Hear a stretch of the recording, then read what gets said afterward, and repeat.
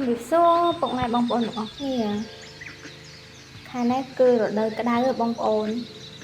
ហើយបន្លែនៅកំឡុងពេលរដូវក្តៅរៀងពិបាកដាំបន្តិចសម្រាប់កសិដ្ឋានខាងនេះបងប្អូនចុះតើកសិដ្ឋានខាងបងប្អូនវិញមិនដែរចំពោះកូនបដោះវិញគឺបដោះល្អធម្មតាទេបងប្អូនដោយសារតែយើងបដោះនៅក្នុងរោងវាត្រជាក់ដល់ពេលយើងដាំនៅខាងក្រៅក្នុងរោងផ្ទះសំណាញ់វារៀងក្តៅបងប្អូនទោះបីជាយើងមានទឹកសាច់ក៏ដោយប៉ុន្តែសីតុណ្ហភាពនៅក្នុងរោងគឺវាហប់ខ្លាំងវាអត់សូវមានខ្យល់អញ្ចឹងវាក្តៅធ្វើឲ្យកូនរបស់យើងសពូនពេលថ្ងៃក្តៅខ្លាំងបងប្អូនវាសពូនងើបពេលត្រជាក់វាងើបវិញអញ្ចឹងទៅដល់ពេលក្តៅវាក៏សពូនតិចតិចទៅបងប្អូនតើតកូននឹងរៀងស៊ូខ្លាំងបានបន្លែយើងល្អបងប្អូនអើយខែក្តៅរៀងបាក់ដាំតិចឯងបងប្អូនបើអ្នកដាំនៅខាងក្រៅក៏ដឹងមិនមកទេ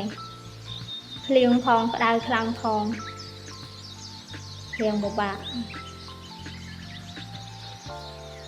ហើយនេះជាសកម្មភាពដាំកូន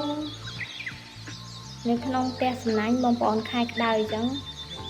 តល្ងាចបន្តិចបានយើងចាប់ដើមដាំហើយបន្លែទោះបីជាខែក្តៅយ៉ាងណាក៏ដោយបន្លែយើងក៏នៅតែល្អដែរបងប្អូនអើយ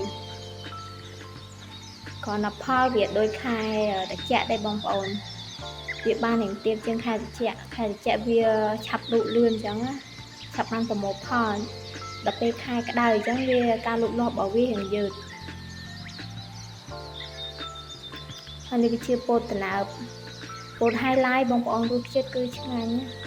ហើយអត់តបានប្រមូលផលអត់តដល់ថ្ងៃហើយនេះគឺជាស្ពៃខ្មៅហើយនឹងស្ពៃចង្កឹះគុំវានៅទុយទេបងប្អូនអត់តដល់ពេលដែលត្រូវប្រមូលផលទេហើយវីដេអូយើងមានតែប៉ុណ្ណឹងបងប្អូនអរគុណជម្រាបលាចង់បានវីដេអូថ្មីតាមដានវីដេអូក្រោយវាបាយបាយ